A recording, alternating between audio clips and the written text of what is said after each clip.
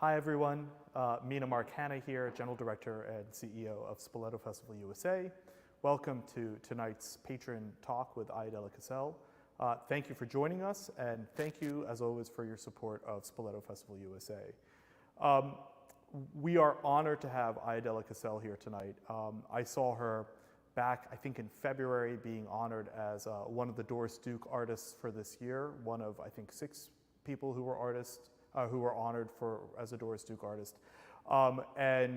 This year we'll have her in Chasing Magic, which is an incredible sort of multifaceted tap dance show that features live performance, live music, live dance, and it's really all through. It's a really all-encompassing work and a very exciting work. You may remember her in 2017 with her one-woman show, While I Have the Floor. She's also worked on a theater film series called A Diary of a Tap Dancer. And she was also the tap choreographer for the Broadway revival of Funny Girl, which was nominated for the 2022 Drama Desk Award for Best Choreography. So excited to have Ayodele here. She is, far and away the preeminent tap dancer, I think, to have for Spoleto and in the United States, and so excited to have her in this conversation. Without further ado, Ayodele. Oh, thank you. Thank you so much. What a lovely introduction. Thank you. Happy to be here. Yeah, happy to have you. So you were last year in 2017. Yes. And I keep saying I've been trying to get back here ever since. Get back to Spoleto ever since 2017. So yay! Yeah, happy to have you back. All right. Tell us a little bit about what that experience was. Tell us about that piece and why you came to Spoleto and what it was like. Surely. I mean, it was such a formative time and really a milestone in my career, I want to say, because I had just done a 7-minute piece of that that ended up being a full, one-woman show at Spoleto. But I had done it at New York City Center Encores, I think the year prior, 2016, as part of Janine Tesori's final Encores presentation. And it was a 7-minute piece that I wrote and danced to. It was, in honor of just my tradition and my story and my inspirations and finding tap dancing and also discovering really what legacy and erasure meant to me at the time. And then I remember doing, I performed, Michael Mayer, who was actually the director of Funny Girl, had asked me to do Hillary Clinton's fundraiser. This is a presidential election year in 2016. And he said, can you do this piece at this event? It was Broadway for Hillary, and it was full of Hollywood folks and Ayodele.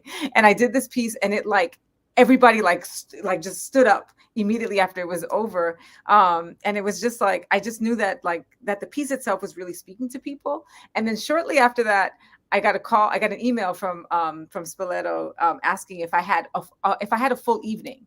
I remember saying, and I remember saying, I do. And actually, I had the evening, but it was in my head. It wasn't really written out yet. But they programmed me. I got to writing. We developed a creative team to sort of support the development of the work. And we delivered 6 performances, at Spoleto. So all sold out and beautifully and wonderfully received. And I just remember I don't know, for me, it healed something in me personally, but, and of course, artistically fulfilled me. But what I loved about Spoleto, I love the way you all take over the city. And I love Charleston. It's such a beautiful city. And then I just the energy was just fantastic. And I remember the support that I felt from all of you at Spoleto Arts Festival. And I just, as I said, I've been trying to get back ever since, Well, happy to have you back. I mean, I know that, I talk to supporters and to donors and ticket buyers, and people talk about that performance, that 2017 performance, as something that really stood out to them that year and in their overall memory of Spoleto's past. So, I mean, it was something very, very special, I'm sure. And I'm so excited that, we have you here for Chasing Magic. Tell us a little bit about that show and what that show is about. Surely, absolutely. So Chasing Magic was actually, it started as a film project. It was the Joyce Theater, Aaron Maddox at the Joyce Theater had invited me in January of 2021. We all know what we were doing in actually was it 2021? I don't even know what year we are. Yeah, 2021. And and it was a time of a fearful time for artists. It was a Right. fearful time just to be as a human being, in this country, in the world. And they said, would you like create something? And I remember thinking to myself, like, how am I gonna develop something when no people had left the city, everybody was displaced and had dispersed, and then I remember thinking, like, and then also, how are we gonna rehearse? There are no vaccines, there are no, I mean, even tests were hard to get at the time. And I remember Toria and I, who's the director and my partner and my wife, and also creative collaborator, we said, why don't we like lean into the relationships that we have, and so and see who's around and who's willing to just come together and rehearse virtually, by the way. And so I called Ronald K. Brown, and I asked him, I said, I have this dance called Africa. And I said, I would love to have that be the music, the background music to your presence. And Ron Brown said, yes. I called Arturo O'Farrell, and I was like, Arturo, will you just show up on this date and let's just do what we do, whatever it is? And he said, yes. And then I called my friends who were still around, and I said, can I text you a video of some choreography? Will you learn it? And they learned it, and they said yes. And then we got together, and we had one rehearsal in person the day, and we shot the whole film in 6 hours, like the total of 6 hours at the Joyce Theater. And it just became like, I don't know. For me, it was a celebration of life. It was a celebration of our relationships. It was a celebration of really all the things that kind of keep us moving, that maybe sometimes we don't take a moment to like just pause and reflect on. And so I divided that film into chapters, such as gratitude, inspiration, joy, friendship, legacy, culture, trust, magic. And I wanted, and the dances were sort of, I should say, I don't know what was anchoring what, but the dances were, and the spirit was sort of anchored by those words.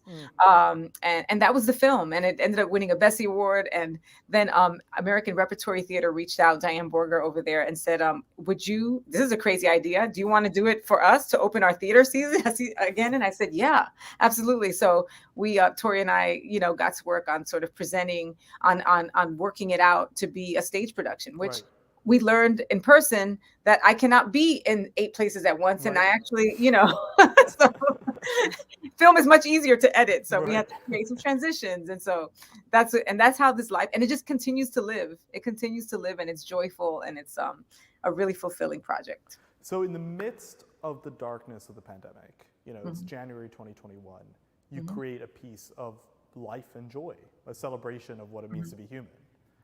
Yeah, essentially. And as I said, like I just remember that first moment of just feeling like, when I got in the room with the other artistic collaborators, and just being really like just grateful that we were still here. So many folks had passed on unexpectedly, and it was happy. Death was all around us. And sadness and hopelessness, and we just leaned into us being there, and also the things that kept us moving. And it is a celebration of being able to do what we do, So I've seen clips of it. There's this kind of propulsive energy, and I think some of that is, Arturo Farrell, of course. And there's also this kind of lightness. I know, very much so. Like, I'm totally with you. I absolutely adore him. But there's also this kind of lightness. There's this deftness that you have as tap dancers, performing this. How do you do that? How do you create this kind of percussive, propulsive pulse that is rhythmic, but feels so almost like light and ephemeral at the same time? I mean, it's really magical. I mean, talk about chasing magic. It really is magical. I don't understand how it works. Like, I can't figure it out. I love that you describe it like that. I think the first thing that comes to mind when I hear you say that is just that it's just like the magic of tap dancing. Like, I think that there's, of course, every single artist that is on the project, they're masters at what they do. And it's so there's a lot of practice that has gone into being able to make it seem so wonderfully effortless and joyful. But I do think that there's something about tap dancing that is just penetrates and like permeates joy everywhere, like, and to everyone. And so I feel like I don't know. And I think it's rhythm. Maybe it's the idea of rhythm. It's the Mm. idea of like that everybody can connect with, you know, and that, but I have this theory that everybody is really curious about tap dancing and that everybody wants to be a tap dancer. I feel like there's, I mean, I there's, tried as a kid, just for yeah, fun. I'm telling you. Like, And let me tell you something. I know that to be true because there is not a person that I have met on this earth that when they know that I'm a tap dancer or see the work that I do or see the work of my colleagues, that they go like, "Oh my God, that is so cool!" Or "I took tap when I was young and I always wanted to keep doing it." Or "My grandmother tap dance." Or "I remember Fred Astaire and Ginger Rogers." Oh, Sammy Davis. Like they have like this there's like almost like like a natural I don't know, connection to it that makes something like chasing magic an easy vehicle to like just for them to just get on board. so how did you get into tap? I mean, like, how do you become Ayodele Casel? You know, how do you turn into like one of the country's preeminent tap dancers? I mean, Hmm. how do you get there? I mean, it's such a strange. I come from a relatively esoteric background of classical music, and people are always like, "How do you become an opera singer? How do you become a violinist?" And I can kind of explain that. I have no idea how you become you. Okay, well, How did it happen?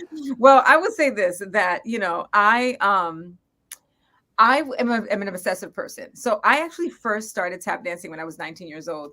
I was and but I saw my curiosity was piqued when I was in high school. And so my English teacher created like I think one semester she didn't want to teach English anymore. She taught this course called History of the Movies.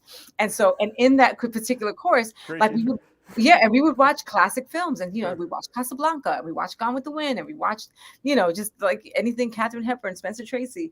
And then one day she played Swing Time, and Fred Astaire and Ginger Rogers were the stars of that. And I just remember thinking like, oh my God, this is like glorious. Like this is the most beautiful thing I had ever seen. Mm. And I was just really, really curious about it. So I wanted to like so I would go home and I would like try to like practice what they were doing. I didn't know anything because I didn't grow up dancing.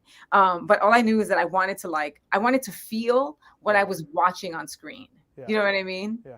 And so when I was at NYU Tisch School of the Arts as an acting major, I Mm. went and I got the opportunity to take my first tap class, and I was so excited. And so I was happy to sort of be living my sort of my fantasy of being like a Hollywood star as Ginger. But but then like shortly after that, like I think I took those classes for about 2 semesters, and then I met a dancer who was a freshman when I was a sophomore, and he was actually a real tap dancer. His name was Right. Bakari, and I actually talked about him in my Spoleto show.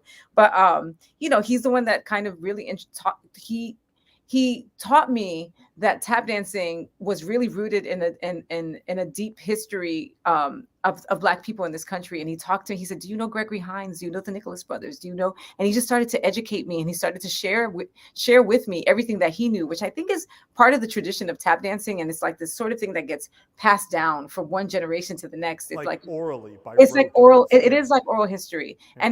and it's visual history. Because I remember Right. you say, how do you become me or whatever. I was obsessed with it when I learned that it was about self-expression and that it was rooted in this idea of like having to communicate something within you, regardless of what instrument you had or didn't have, and that being the history of the start of tap dancing. I mean, actually, the famous revolt, that happens. The Stoner Rebellion that Right. happens in the South, and Black people getting the drums taken away, and how like this expression Wow. of needing to percussively communicate something transfers to your body and to your feet. And I remember as a young person, struggling with language. I was 9 years old when I moved to Puerto Rico. I didn't speak Spanish, and I remember being a young person not being able to communicate my thoughts and my feelings. I remember Mm. coming back to New York City at 15 and not being able to like conjugate a verb properly, or find the right word to express my thought. And so when I found tap dancing, and I realized that it was like, oh, it's like if you are just connected to how you're feeling and you can rhythmically let that out, then that is where you're serving its purpose, and its purpose is like serving you. And so I became obsessed. So you become me by like becoming super obsessed with with practice, and with jazz music, and understanding like that sort of lineage of tap and jazz sort of growing up together in this country. And then it's the kind of thing that you like will do until you cannot anymore. Mm. Tap dancers they tap dance until they literally have left this earth. So, and I'm sure beyond. I'm quite sure that Gregory, is somewhere, just But laying us there, some rhythms. there's this kind of incredible. I mean, I never really made the connection until you said it now. My wife is Irish, so Okay. she once told me that Irish dancing came about because British oppression in the state of Ireland, they were trying to sort of oppress kind of any sort of cultural identity. They didn't want to show people that they were dancing, so they were very straitjacketed in the top Mm. torso of their Oh, body. uh-huh.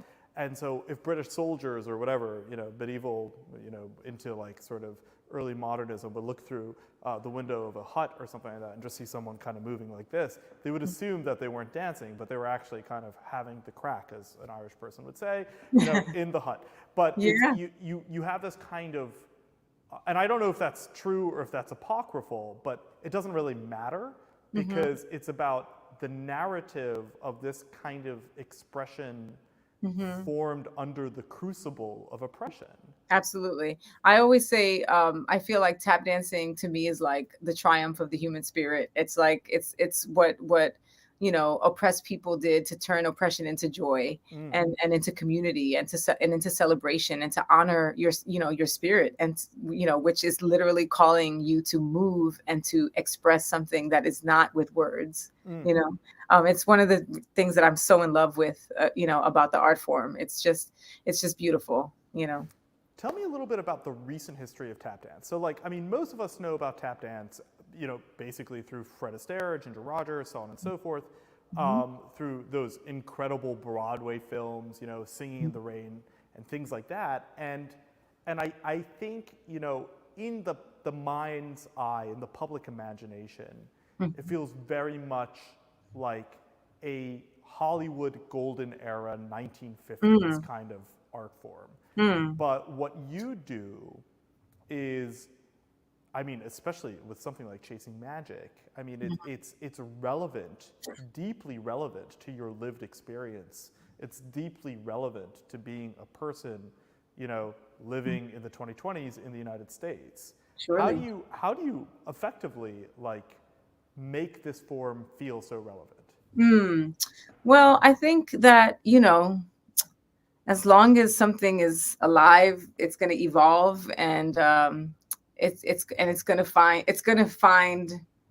find a way to survive, and to grow. And I think the art form, just much like music, is no different.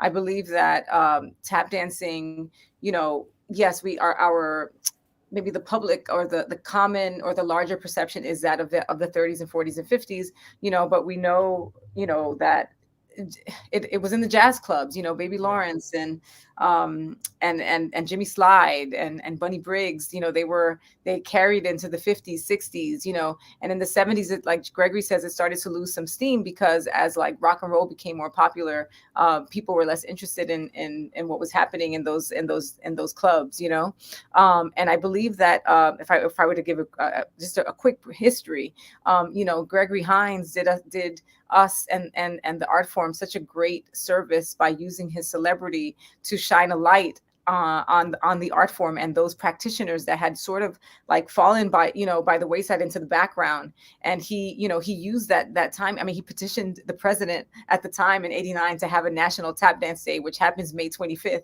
Right. Because of Gregory and some of his other contemporaries that like really lobbied for this recognition. He used his celebrity to bring Sammy Davis to like, Right. back out and slide. And then he also did something extremely beautiful, which Gregory was one of my mentors, and I had the absolute pleasure of getting to just know him, and just be in awe of him.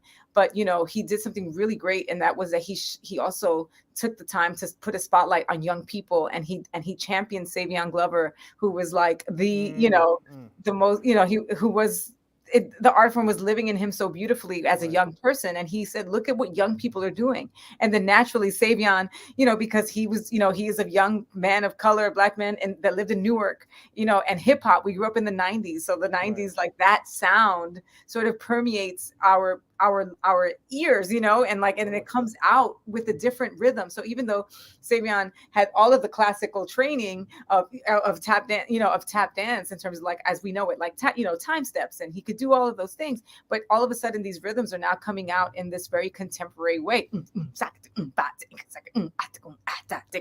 know what I mean? And it was just like different. But and of course that is my generation, and that's when I come in to the to the scene in the mid 90s, and then we take that energy and we infuse the art form with that energy of how we live. I'm from the Bronx, so, and I also grew up in Puerto Rico, so my expression is very influenced by what that experience is, right? And that's the beautiful thing about tap. So it becomes, and now we're in 2023, right? I'm like, what is time anymore? No. But I was like, you're good. It's just like before the pandemic and now. I mean, it's the before. Yeah, that's right. It's fine. Don't worry Right. about it. But we've it has now grown into the concert stage, and we have Doran's Dance, like kind of gets in there, and that's also because of Brenda Buffalino and American Tap Dance Orchestra. Like it just kind of like it can. I guess my point is just that when something wants to live, it will find a way to remain relevant and to draw from what's happening in the world today. And so, we are currently in a place where I think I want people to understand that tap dancing never died. Tap dancing never went away. People were always practicing it. I've been dancing steadily since I first put my tap shoes on, whether there was work or not, because it had a calling. It just so happens that now it's so beautiful to see Spoleto and New York City Center and the Joyce and everybody giving it some beautiful attention. But we have been doing it, and we've been doing it with love and with integrity, and also with like a real determination to keep the roots alive, and then also to innovate and to experiment and to just sort of see like where does it go, and how can we be in conversation with other art forms? How can me and Arturo O'Farrell, sight unseen, him get at the piano and me get my shoes on and have no plan, and yet create something really, really beautifully? And it's because we're always listening. Does that make sense? Yeah, I mean, I never thought about that. I never thought that like the evolution of music, of rhythm in music, the sort of language of rhythm in music, would actually be so impactful on like Savion Glover and sort of the tap dance movement of the 90s. I mean, Absolutely. I've never really thought about, how, I don't know, the Wu-Tang Clan would be influential on tap. I mean, it seems like a relatively kind of recondite sort of connection to make. Yeah, no, it's an easy connection for me to make, and it's just also like we have evidence that is exactly what happens. Did you ever study music?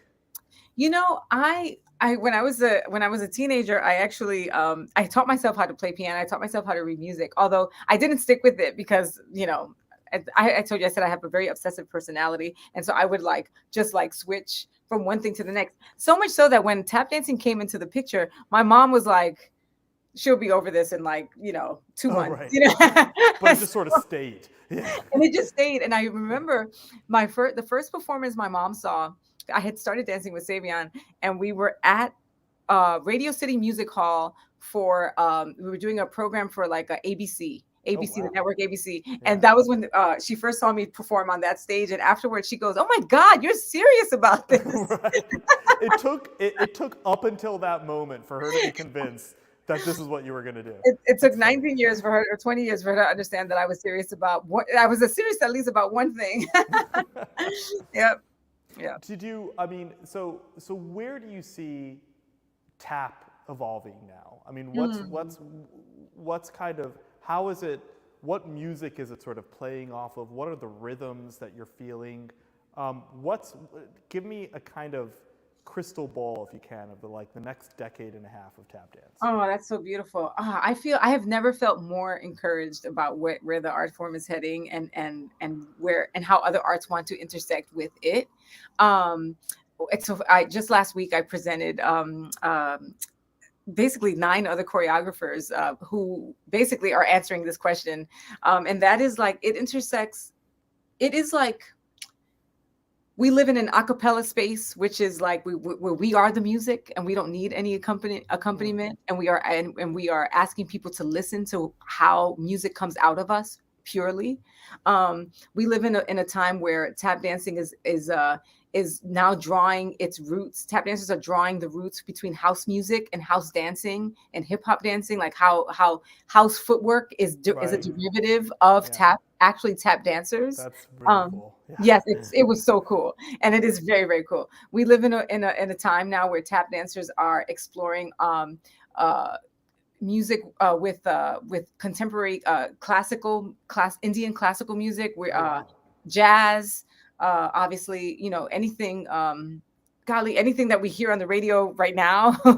um, and I also think that one of the things that I'm really excited about is that um I feel like, at least maybe it's the mission that I'm really excited about, is like I feel like we are trying, my generation and so many tap dance practitioners are working to return tap to its rightful place. There was a Yeah. time when everyone tap danced. When you think about the golden era, there was James Cagney was tap dancer. I mean, he was like a notorious like gangster on, like, in film, and he was a tap dancer. Like there was not an artist. Jimmy Stewart tap danced, that like, you know what I mean? And so we're in a place now where we just want to like, we want to let people know, like, we haven't gone anywhere. This is a very, very cool thing. I want to like collaborate with filmmakers and Man, this is rousing. You're and like, brands. I feel like a comrade being called to the revolution. I mean, this really Yeah. feels. Yes, and we're just like signing people up. Like, come Right. on, like believe in it. I mean, because as I said, it's so joyful. People love it. I think people love it. I just think it's like one of those things that not only is it like artistically and like sophisticated, but it's so good for the soul. Wow. Very, very cool. What's your dream?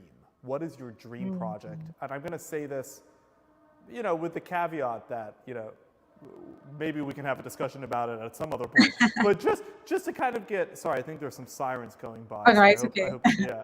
I I can mean, hear we're you. not in New York, but there are sirens here all It the sounds same. like it, right? It does sound like it.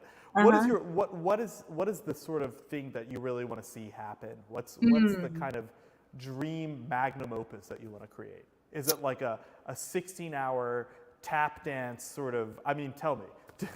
Yeah, I say often that tap dancers are superheroes. Mm, Um, when I think about when going back to what we were saying about like the triumph of the human spirit, and like in the way that we just sort of activate our creative potential. And also there's something about like if I'm walking down the street, like in this, I have a black hoodie on right now, like nobody knows that I can go like hit something and then keep moving. And so I always think my dream is like that filmmakers, the likes of Marvel, the likes of the Daniels, right. those brilliant, brilliant directors, the Daniels who just did Everything Everywhere All at Right. Once, Yeah. Yeah. that those folks that are really interested in sort of shining a light on like the way the human spirit becomes almost like transcendent, like and superhero-ish. Right. I want folks to see tap dancing like that, and I think we need to expand the stage. So I think we need to make a return to film, a return to music, popular music, a return to contemporary filmmaking, and just like, I don't know, just fill the screen with rhythm. Well, I hear your call. If you have an idea about, I don't know, let's talk. It's All pretty right, I exciting. will. I will. Yeah. Uh, so we have a couple of questions from the audience now. Sure. The first question is, what was your experience like choreographing on Broadway? Mm. Yeah, so I got the opportunity to do that with Funny Girl. This I don't even know what is time anymore. I loved it. I loved it. I was really excited about the opportunity to infuse that beautiful score, a Funny Girl with like the rhythm in the way that historically existed, because the Ziegfeld Follies, when I think about the in the teens and the 20s, there were many tap dancers that were present there. John Bubbles, one of the progenitors of our art form. So for me, like, I used Eddie Ryan's character, who's portrayed by Jared Grimes on Broadway right now. I used that character, and because Eddie Ryan choreographs the whole rest of the half, that rest of the show, the character does. I was able to just put our history essentially into and our rhythmic history and our rhythmic ear into that Mm. score, and that was really exciting. Oh, wow. That's pretty Yep. cool. Hmm. Um, Yeah, I mean, what an opportunity. Have you choreographed, was that the first time you choreographed on Broadway? That was the first time I've choreographed on Broadway. And I mean, did you feel a kind of, I don't know, like a burden of legacy there, or were you freed from that in some way? Oh no, yeah, I don't, I'm not burdened by You legacy. don't I'm care actually, about that. Okay, no, good no, for no. you. You mean like the show's legacy or Yeah. my No, legacy? no, no. Your legacy of like tap dancers in the past and Oh, Broadway and the court. No, none of that. Okay, I that's wasn't, no, fab. I was powered by, I always say powered by my ancestors. I was so excited to like, to get to like, I feel like to have a little piece of them sort of represented, in that show. So I was actually very inspired by legacy. I mean, I think the classical music world could learn something from that. The Oh, burden of Beethoven, of Brahms, of Bach. I mean, that's it's so inspiring to hear that you're empowered by it, and it's sort of a platform for you, and it's kind of this kinetic energy as it is in tap dance that is a velocity for you to kind of see the piece through. So that's pretty cool. oh yeah, thank you. I'm very rooted in that. Yeah, thank you very much. Okay, next question. Who's your favorite tap dancer? Ah, ooh, that's a hard one. I have so many. I would have to say if I had to really pick, I can't just say one. I have to preface this by saying that I feel like I'm a conglomerate of every tap dancer who's ever entered my psyche in some way, shape, or form. But I have a particular love and affinity for Baby Lawrence, Oh wow. um, and Gregory Hines, of course, and Lois Bright, who is just the epitome of cool and technique, and yeah, I'm very inspired by them. What about other dancers? What other dancers inspire Hmm. you? That's a good question. Other dancers. Golly, this is a tap dancer at heart. What other dancers inspire me? Ronald K. Brown. I love, Right. love, love the work that he does because I feel like he's also really deeply rooted. Um, I love, just trying to think. I don't really, what's so crazy? I actually don't go to many dance many dance events. But I think but I will say this though. I have seen, of course, tons and tons of dance performances, and I would say that I am inspired by dancers, period. I think what we do with our bodies is incredibly, it's like athletes and grace. Yeah. Athletes plus grace. And I think that the spirit of dancers to want to deliver and express everything that they have in me and them at the moment is so beautiful. It's so Mm. inspiring. And so I love all I love all dancers. Uh-huh. Next question. How do you, what process do you go through to choreograph, and how do you start the process? Where do you start? It depends. I mean, I think, like, for example, when my first collaboration with Arturo O'Farrell was in 2019 at the Joyce Theater, and so his music was like a real anchor, and so I wanted Mm. to like really. I went through his catalog of music, and we had like meetings in his house, and he'd say like, "What about this?" And I'd be like, "I heard this," or "What about that?" So music sometimes is a real determining, like a nice like entry point for me as a choreographer. Um, Sometimes it's a theme, Mm. like, and so I'll, like, there's a dance that we do in Chasing Magic, actually, that was that we sort of reworked it. Actually, I first did it in 2019 Joyce, but and I call it Africa, and it's in a 6/8, and there is no music to it. We are the music. And so that idea of like a pulse and a groove and that drum and that so like that kind of pulse, that is something that's also very like, that I use as a starting point. And I think also, who I have in the room is important. So like I feel like it's like I have a muse, Mm. Mm. and sometimes having the muse in the room is really really helpful to get Well, started. what's the process like with Toria? I mean, how do you collaborate? How does a director collaborate with a choreographer? What's that like? Surely, yeah. My collaboration with Tori Beard is now like 6 years in the making, and the beautiful thing about her contribution to the work that we do is that she actually was a dancer. She Yeah. was a professional dancer, modern dancer. Actually, she wasn't a tap dancer, and so she understood space and like Mm. in a way that I didn't, because um, maybe people don't know this, but one of the things that tap dancers have been fighting for in terms of equity is like really like the spaces that we get to rehearse in and the kind of surfaces that we get to rehearse on and practice on. And so tap dancers require a wood floor. The wood floor is there because of sound, and it's just naturally what tap dancing was made for and made with, and so very often tap dancers have been relegated to 4x4 pieces of wood, whereas contemporary dancers they get like full stages. And so she understood really how to like cover space, and she opened the potential for the choreography that I was making to like just be expansive. And so so her expansive thinking has really contributed to like my work. She's also somebody who's constantly like talking, like there's no problem for her. Like she's deeply curious, and she's a problem solver. Right. And so and she also understands the importance of me presenting tap dancing in a way that it doesn't compromise its integrity. Right. And so she really works with me to like serve that vision, and also bringing her own sort of creative juices and her expertise to the table. So there's a perception that tap is constantly with this crackling, searing intensity. Mm-hmm. But when I've seen you dance, and when I've seen some clips of like modern tap dancers as well, there's like ambiguity. There's theatrical mm-hmm. ambiguity. There's mm-hmm. languidness. There's a whole kind of range of expression. Like, how do you do that? Like it's a very fundamental question, but like how do you do that? Yeah, I love that. Well, I think it's because it's no different than music. And like, we have classical music, we have ballads, and we have,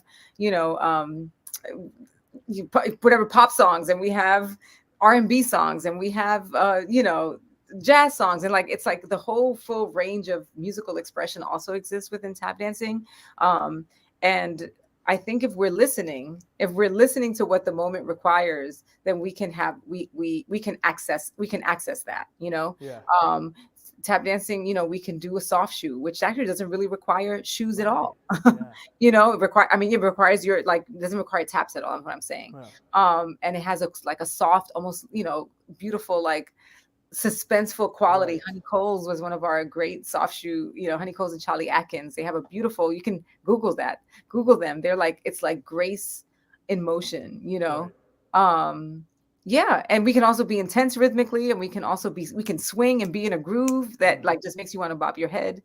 And yeah, we have access to the full gamut, the full range of expression for sure. Mm-hmm. Final question. Yes. More germane to Charleston. What are you excited to do when you get to Charleston? What are your favorite things to do here? Oh my God, those restaurants are incredible. So I keep I know. So eat. Yeah. I'm really looking for. It's such a beautiful city. I was struck by its beauty, and I know that there's like a complicated history there for us, but like in terms of, I'm talking about like the South in general. But I feel like, but it is a gorgeous city, and I loved the food, and so I'm looking forward to eating, and also I'm looking forward to sharing the show with audiences in 2023. I'm so excited to return there. Oh, beautiful. Can't wait to have you here, and can't wait to break bread. So thank you so much for coming. Oh, thank you so much for this invitation. I'm like, big love. Thank you, Ayodele. Really excited about Chasing Magic coming to the festival in 2023. Thank you to our patrons and supporters of Spoleto Festival USA. Looking forward to seeing you in just about 5-6 weeks now. So yep. We're getting there. We're getting there. Right. Thank you so much. Take care. Have a good night. All right. Have a great night.